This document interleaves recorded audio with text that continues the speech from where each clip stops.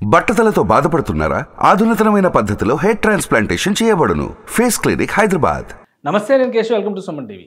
ఆంధ్రప్రదేశ్లో పొత్తులకి సంబంధించినటువంటి అంశాలపైన స్పష్టత వచ్చిన తర్వాత ప్రచారంలో దూసుకుపోయేటువంటి ప్రయత్నాలు చేస్తున్నారు అభ్యర్థులు. అయితే తెలుగుదేశం పార్టీ విడతల వారీగా ప్రకటిస్తున్నటువంటి అభ్యర్థుల జాబితా ఆసక్తికరంగా మారుతుంది. ఇప్పటికీ ఎంపీలకు సంబంధించి 17 ఎంపీ స్థానాల్లో తెలుగుదేశం పార్టీ కూటమిలో భాగంగా 17 ఎంపీ స్థానాల్లో బరిలోకి దిగుతుంది. 13 స్థానాలకు అభ్యర్థులు ప్రకటించారు. అయితే 4 స్థానాలు పెండింగ్లో ఉన్నాయి. ఈ 4 స్థానాలు ఏవేవి, అక్కడ ఉన్నటువంటి తాజా పరిస్థితులు ఏంటి, వీటిని సమీక్షించేటువంటి ప్రయత్నం చేద్దాం. అలానే రఘురామకృష్ణరాజుని ప్రస్తుతం నరసాపురం నుంచి డ్రాప్ చేసినటువంటి నేపథ్యంలో రఘురామకృష్ణరాజుని ఎంపీ అభ్యర్థిగా తెలుగుదేశం పార్టీ ఎక్కడైనా అకామిడేట్ చేయడానికి అవకాశం ఉందా? ఈ అంశాన్ని పరిశీలించేటువంటి ప్రయత్నం చేద్దాం.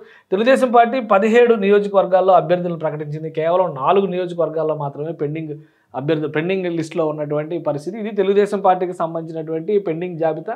వాస్తవానికి అన్నిటికంటే ముందు విజయనగరం బీజేపీ కోటాలోకి వెళ్తుందని అందరూ ఆశించారు. కానీ బీజేపీ పొత్తులో భాగంగా దీన్ని పక్కన పెట్టేసి రాజంపేట సీటును తీసుకున్నటువంటి పరిస్థితి ఉంది. ఈ నేపథ్యంలో విజయనగరం ఎంపీ సీటు ఎవరికి దక్కబోతుంది అనేటువంటి చర్చ జరుగుతుంది. అశోక్ గజపతిరాజు గతంలో అక్కడ కార్యక్రమాలు నిర్వహించాడు. అలానే ఎంపీగా ఎలక్ట్ అయ్యాడు. ఆయన కేంద్ర మంత్రిగా కూడా రిప్రజెంట్ చేసినటువంటి పరిస్థితి ఉంది. అయితే ఆరోగ్య పరిస్థితుల రీత్యా, వయసు రీత్యా ఆయన ఈసారి పోటీ చేయడానికి సుముఖంగా లేరనేటువంటి సంకేతాలు ఉన్న నేపథ్యంలో గేదెల శ్రీనిబాబు ఇప్పుడు ఆసక్తి చూపిస్తున్నారు. అక్కడ ఉన్నటువంటి యువనేత, అలానే క్షత్రియ సామాజిక వర్గం ఓట్లు ఎక్కువగా ఉన్నటువంటి నేపథ్యంలో ఇక్కడి నుంచి రఘురామకృష్ణరాజుని బరిలోకి నిలిపితే ఎలా ఉంటుంది అనేటువంటి చర్చ కూడా జరుగుతున్నటువంటి పరిస్థితి ఉంది. అయితే గోదావరి జిల్లాల నుంచి ఏకంగా ఉత్తరాంధ్రకి పంపడం వల్ల ప్రయోజనాలు తక్కువగా వస్తాయనేటువంటి ఫీడ్బ్యాక్ వస్తుంది. దీనికి సంబంధించి టీడీపీ ఇప్పటికే ఐవీఆర్ కాల్స్ని ఏర్పాటు చేసింది. అందులో భాగంగా కొంతమంది అభ్యర్థుల్ని షార్ట్ లిస్ట్ చేసి వారిపైన ప్రజాభిప్రాయ సేకరణ జరుపుతున్నట్టుగా తెలుస్తుంది.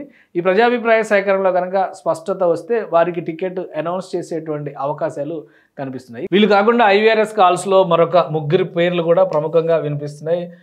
ఒకటి మీసాల గీత, గతంలో విజయనగరం అసెంబ్లీ సీటు ఆశించినటువంటి నాయకురాలు. అలానే అక్కడ ఇంకా బలంగా ఉన్నటువంటి అప్పలనాయుడు.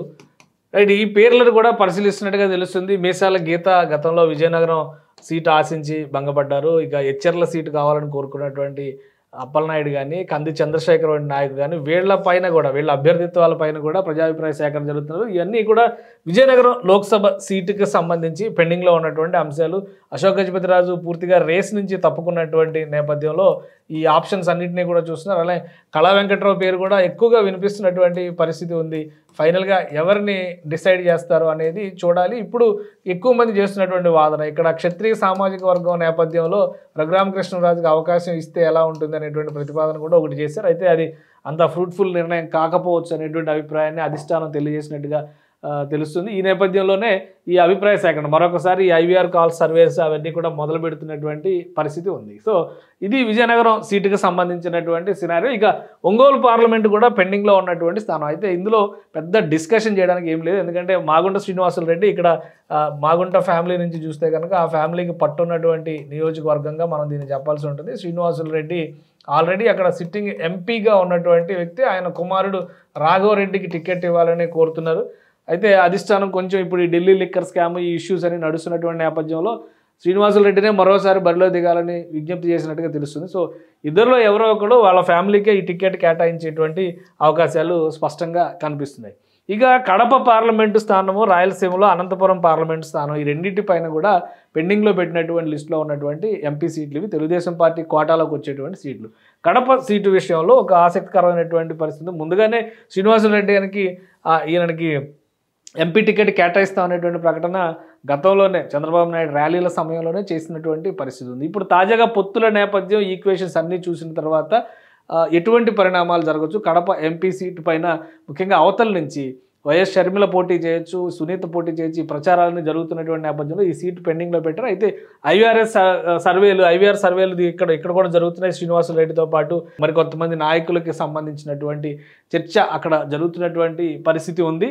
ఇక్కడ రితీష్ రెడ్డి కాదు, భూపేష్ రెడ్డి, అలానే సీనియర్ నాయకుడిగా ఉన్నటువంటి వీరశివారెడ్డి వంటి వాళ్ళ పేర్లు కూడా ప్రస్తావనలో ఉన్నాయి. వీటిపైన కూడా ఐవీఆర్ సర్వేలు తెలుగుదేశం పార్టీ నిర్వహిస్తున్నట్టుగా తెలుస్తుంది. కాబట్టి వీళ్ళలో ఎవరికి టికెట్ కేటాయిస్తారు? ఎందుకంటే ఇది చాలా కీలకమైనటువంటి స్థానము. ఈ స్థానానికి సంబంధించినటువంటి ముఖ్యంగా ఇప్పటి వరకు వైఎస్ వివేకానంద రెడ్డి హత్య కేసు గురించి ఎక్కువ ప్రచారం జరుగుతున్నటువంటి నేపథ్యంలో కడప పార్లమెంట్ సీట్లో రాజకీయ సమీకరణలను బట్టి ప్రత్యర్థులను బట్టి తెలుగుదేశం పార్టీ అభ్యర్థిని నిర్ణయించేటువంటి అవకాశం ఉంది. శ్రీనివాసులు రెడ్డి భార్యకి ముందు జాగ్రత్తగానే ఒక టికెట్ కేటాయించారు కాబట్టి అసంతృప్తి రాకుండా అక్కడ జాగ్రత్తలు తీసుకుంటూ తెలుస్తుంది. ఇక అనంతపురం నియోజకవర్గం నుంచి జేసీ ఫ్యామిలీ సీటు అడుగుతున్నటువంటి పరిస్థితి ఉంది. జేసీ పవన్ రెడ్డి గతంలో కంటెస్ట్ చేశారు, మరొకసారి ఆయన తన అభ్యర్థిత్వాన్ని కోరుతున్నారు. అయితే బీసీలకు టికెట్ కేటాయించాలనేటువంటి ఆలోచనతో కాలువ శ్రీనివాసుల పేరును కూడా కన్సిడర్ చేశాడు. మాజీ మంత్రి, ఆయన అనంతపురం ఎమ్మెల్యేగా కూడా చేసినటువంటి నాయకుడు.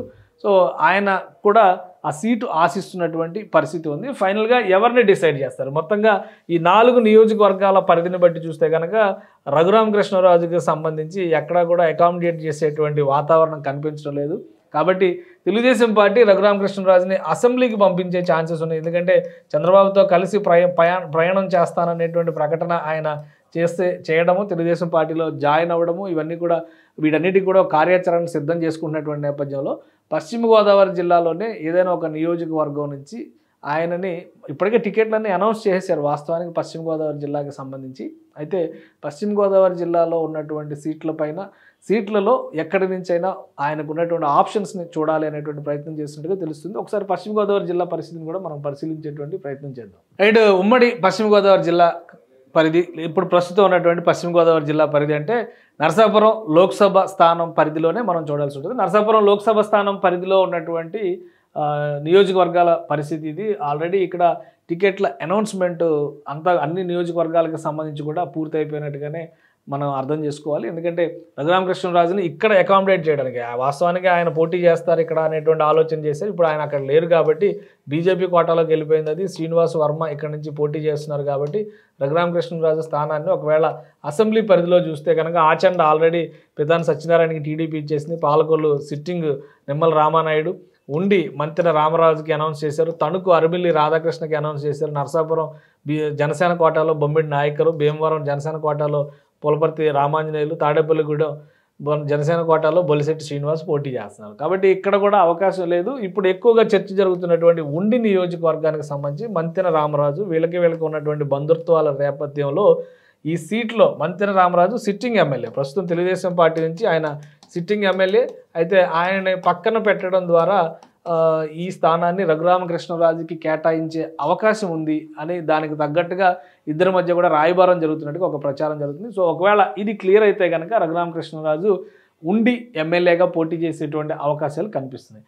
లేని పక్షంలో లోక్సభ స్థానాల పరిధిలో చూస్తే కనుక ఆయనకి ఎక్కడ కూడా అవకాశం లేదు.